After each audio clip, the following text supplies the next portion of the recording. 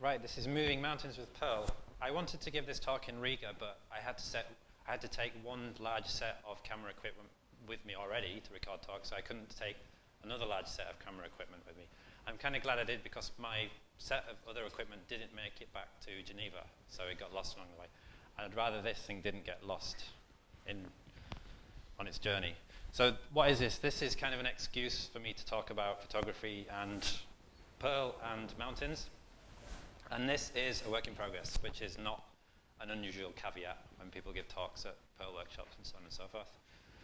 I was kind of hoping to have this done by now, but other stuff got in the way, like this and other Perl workshops and life in general. But the thing with photo projects is they're never kind of ever finished. They can take quite a number of years to do. And this is a breakdown of the talk. It's about 65% photography, a little bit of Raspberry Pi and Perl, and 10% physics. And I guess if we're being pedantic, it's actually 100% physics, but you know, that's fine. Okay, so about 18 months, 2 years ago, I started shooting with a large format camera, which is this thing. And I kind of thought about doing this over the years, but I never followed through with it. I've been a photographer for most of my life, but I never kind of moved up to something like this. And it's quite a large, heavy, cumbersome thing. This weighs about 5 or 6 kilos. And it takes me about 5 or 10 minutes to set this thing up. And then it takes me about 5 or 10 minutes to compose a photo. And then it takes me about 5 or 10 minutes to actually wait for the right moment to shoot a photo. So it's not an action camera. It's not like, I wouldn't shoot a photo here because it's too dark as well, but we'll get to that. But I took it up a mountain just to prove that actually it's not a pain in the backside to use. I mean, its cumbersomeness was not a reason for me to not use it. So I kind of took it up a mountain and shot a photo just to prove that I could use it in not optimal conditions. I kind of cheated a bit by using a lightweight tripod, so I could put it in my backpack and snowboard back down to the base station. And that's the resulting photo that I took there. And one of the reasons people think photographers use these cameras is because it's a large format negative. It shoots a frame that is about 4 by 5 inches, which is that big. And if you think about your phone camera or your DSLR, it's basically where my thumb is there. So it's quite a lot higher in resolution. But I mean, if you compare this image to the previous image, which was shot on my iPhone 5C, I think, at the time, I mean, to me, there's not much difference other than the composition, obviously. I mean, the colors are a little bit different. Sure, if you zoom in, obviously, you could get the pixelation, but I mean, when do we see images this big these days? We generally don't. And I'd already shot a photo of the same location a year before on a different camera, which is this camera, which is a panoramic camera. And I think this is a way more interesting image than the previous one.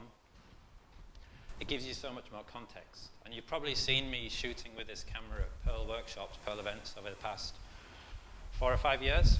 And I think it's kind of appropriate to have a camera that gives you a lot of context for shooting Perl workshops. It just seems appropriate. So the question is, why go through all the problems associated using this camera? What's the benefit? One of the main reasons I started using this camera is what's known as camera movement. Now,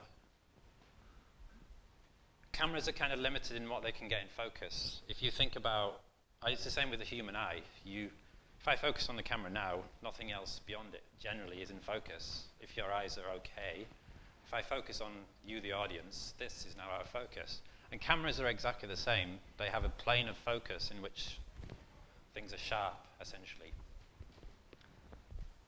You can kind of cheat a little bit. You can stop the iris all the way down to increase that field of focus.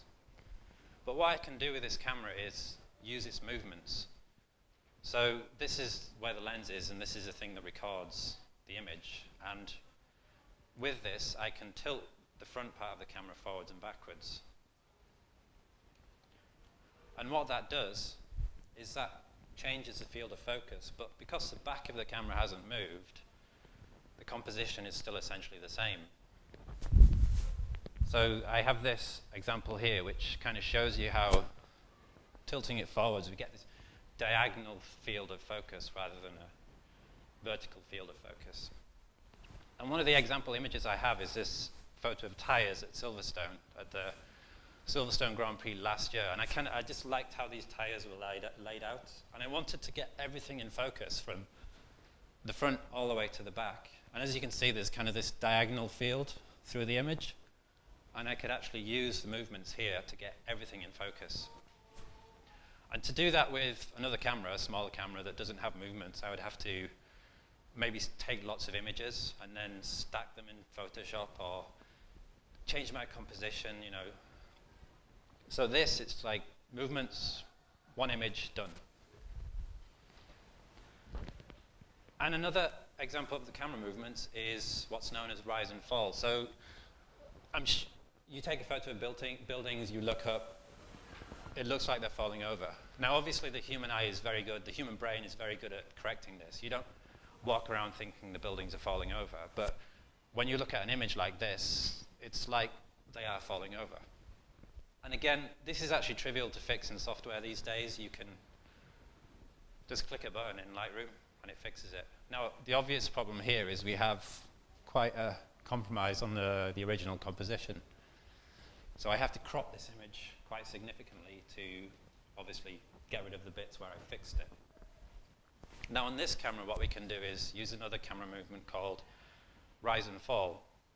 So the front of the camera again, if I just do this, it moves up and down like this. And what this does is it increases the distance between the various parts of the image and allows me to fix that falling over effect. So architectural photographers use this quite a lot in their photography because architects spend a lot of time designing and creating these buildings, and they want the images of them to look like they actually are. They don't want them to look like they're falling over. And I've used this in, for example, this image. So this was a picture of the Louis Vuitton yacht in Imperia in Italy. And I kind of like this contrast of these really old cranes kind of behind this yacht. And had I done the point camera up, the cranes would be falling over and it would lose a lot of the point of the photo. Here the cranes are kind of like dominating over this yacht, and it just adds to the effect of the image. So one of the things you actually start to realize when you shoot with this camera is your exposure times are much longer, because generally you're using quite low sensitivity film, and also the iris, the aperture of the camera is very small, because you have to do that to get more things in focus because of the size of the negative. And it's a chemical process, it's not like a digital process. And at some point, the chemical process breaks down. We have this thing called reciprocity failure. So usually when you make an exposure, there's a reciprocal relationship between the amount of light and the exposure time. So if there's twice as much light, it's half the amount of time to expose it. 4 times as much, a quarter.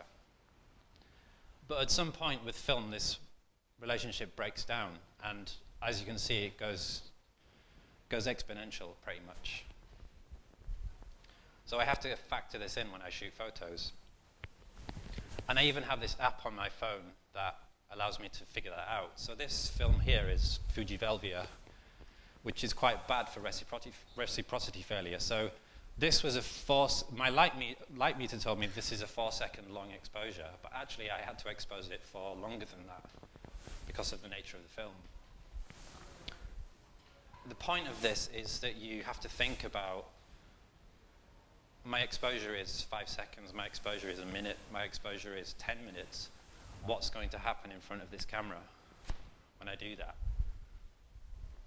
And it's something that's been in my mind when I started using this camera. It's not something I really thought about before because it wasn't a limitation before.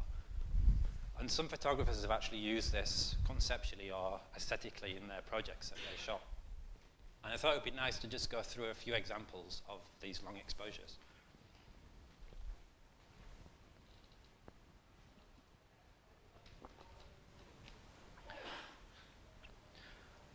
This is Mark Power, who shot a project on the building of the Millennium Dome. He followed the construction for 4 or 5 years, well, I think 94 or 95 when they started building it. And this is the final image in the sequence in the book. And it's a 4-second long exposure, and it's 2 seconds before midnight and 2 seconds after midnight. So this is a photo that spans 2 millennium. And nobody has ever shot a photo like this before. And nobody ever will shoot a photo like this before.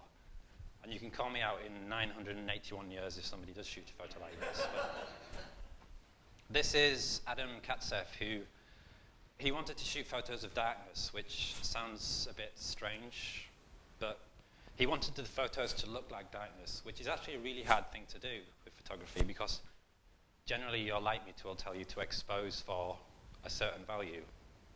And if you underexpose, you just get nothing or very little.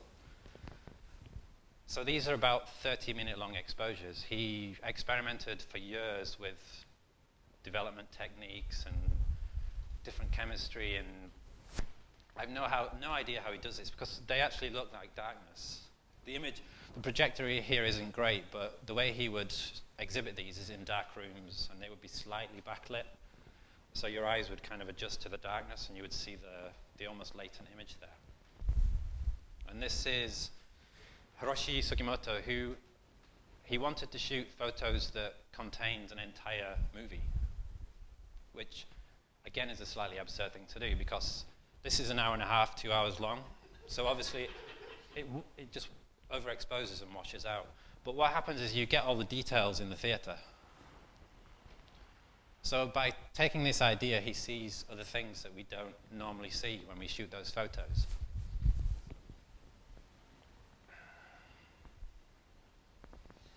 There we go. This is a young Taewon who he shoots industrial sites, and these are obviously wind turbines. So obviously what you see is this is 7 or 8 hours. Well, no, maybe not so much. You can tell by the star trails. I don't know, maybe 4 or 5 hours. But you'll notice that the part of the turbine that goes round, it almost disappears. And the reason for that is because they're so massively underexposed, because they're moving, they just disappear from the image. And it's an interesting flip. We often think of photography as recording a presence, but this is removing a presence. And this is one of the things that Atakim has done. He wanted to shoot photos of very well-known locations, but he wanted to erase the human presence. So you can imagine Times Square in New York is thousands and thousands of people, but when you expose the film for 8 hours, most of the things disappear. I mean, you still get latent. This truck was obviously sat there for a few hours, enough to be on the image. So this is an 8-hour long exposure.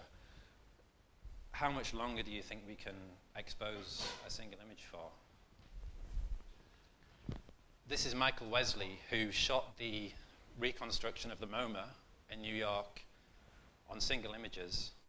This exposure started on August 2001, and it ended on May 2003. So it's 2-3 years long. And if you can spend a long time looking at this image, and you start to see all of the details there. And he has form on this. He's been doing this for decades. This is a construction of the Drezna Bank between July 2000 and June 2003. So we can see that obviously this skyscraper came into being, or it disappeared. I don't know. The thing is that none of this is new. So this is a Daguerreotype by Louis Daguerreau in 1838, the year before he revealed the process to the world. And this is estimated to be a 10-15 minute long exposure, because the film back when they came up with the process, the film was so low sensitivity, they had to do these long exposures. So this is a busy street in Paris, and all the human activity disappeared, apart from the chap having his shoes shined here. So this is thought to be the first photograph of a human presence. So what I've been doing the past 12, 18 months is playing around with long exposures to figure out just to figure out the process, because you don't ever know what you're going to get until you do it. So I'll just quickly go through these. This is all the fans rushing onto the Silverstone circuit after they open the gates at the end of the race. This is a piece Basha that was keeping me awake in teen. So I went and shot a photo of it going up and down. So it disappears, but the evidence of it being there is still there. This is at the Swiss Pearl Workshop last year. This is in Julian's talk, and I think it's about 20 minutes it was, 30 minutes. I quite like it because the talk was turning humans into developers, and it almost fits the subject, the image. And it's interesting to see how everybody fidgets a bit, but then there's my colleague, Volta, who is just a complete rock for the 20, 30 minutes. And he wasn't asleep. If you look at the image, you can see his eyes are open. I do actually have copies of this available, and if you want to buy one off me, I will donate all the funds to the Perl Foundation. So just get in touch afterwards. This is me at home shooting a self-portrait, so 1 hour. I kind of got bored and wandered off though, because but you can see I moved my cup.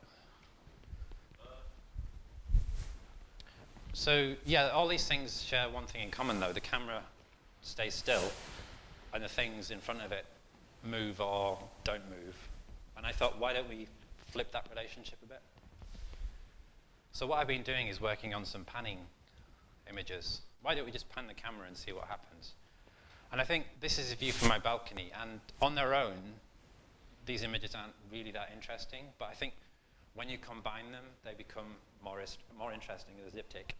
You can kind of see, oh, that thing is that there, and you can see that the mountain in the background kind of disappears. And what really spurred this idea was the blog post by Steve Bertrand. When was that? March. Yeah, March last year. And this was about using a Raspberry Pi to pan cameras. Now, he was doing it because his cameras were way out in the sticks, and he didn't want to have to go out and I need to move the camera now. He didn't want to do that. He just automate it. And I had this Pi Zero on my desk. I'd had it since it came out, and figuring out, I wanted an idea for it, and this was kind of like, now then, this is maybe interesting. And there was also this IndieGoGo campaign for Perl plus Pi book. I don't know if you saw this. It was successful. So the first thing I needed to do was hit my Pi with a hammer, as the one I had didn't have any of the connectors, and this is actually the recommended way to add the connectors to the Pi. It's only a €5 computer, but you still feel quite nervous when you're whacking electronics with a hammer. And I did manage to do it without destroying the Pi. So this is basically the entire setup. What we have is the Pi Zero, this little battery pack, USB dongle / Wi-Fi thingy, and then at the top you see the stepper motor. And what I need to do obviously is install some code to drive the stepper motor. And of course there are loads of things on CPAN. So CPAN that, and it didn't work because the dependencies were out of date, but it's trivial to git clone, build it, install it. And then you can drive the Pi, you can write a little bit of code to do that. And it's, I mean, if you ignore the boilerplate there, it's, you construct an object and call a method on it. So it's, I mean, it's relatively self-explanatory, you know, apart from the pins bit. Where you say, well, half speed and delay, move it 180 degrees clockwise, 240 degrees counterclockwise. That's about it. And it did actually work. I've learned not to do live demos. So you can see it going. So I put a coupler on top of it. That's it, really. And then, yeah. I said this was a work in progress. So I still have these steps I need to do. I need to connect the coupler to the tripod head. Now, this is where I've come a cropper, really, because, as I said, this thing is quite cumbersome and quite bulky, and it does actually move quite freely. The gearing on this tripod is quite good. The thing I need to figure out is how do I connect that to this, but not in a way that's going to jeopardize stability. And I've spoken to a carpenter I know in the village, and he had a good idea in that I have a box, and in the top part of the box, I just have ball bearings and I can put something on top. And that's an avenue I'm exploring at the moment. I do need to see if the stepper motor can actually drive it, if it has enough torque. It does seem to be quite good there in that aspect. And then get everything connected and tethered so I can, when I'm up a mountain, I can actually drive, you know, maybe have some sort of RESTful API where I can say, right, move it this far, move it that far. Because an exposure, what I essentially want to do is have a 15-second long exposure where the Pi just, you know, drives it. And I want it to be consistent. This is the thing. It would be very easy to do this by hand, but I'm introducing a difference every time I do an exposure.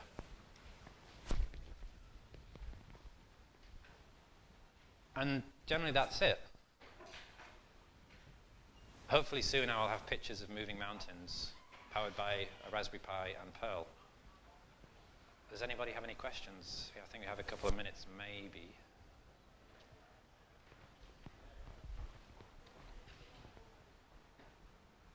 Stupid question, I know there's no stupid questions, but can you do a long exposure with a digital camera? You can, but it doesn't have the same chemical process, so you don't. I can do an exposure with this for days up a mountain. It's much more difficult to do that with a digital camera because you get into other issues. So although it's kind of a failure of the chemical process, it's a three-year-long image you saw of the MoMA. Could you do that with a digital camera? It would be very difficult. Any more questions? Yeah.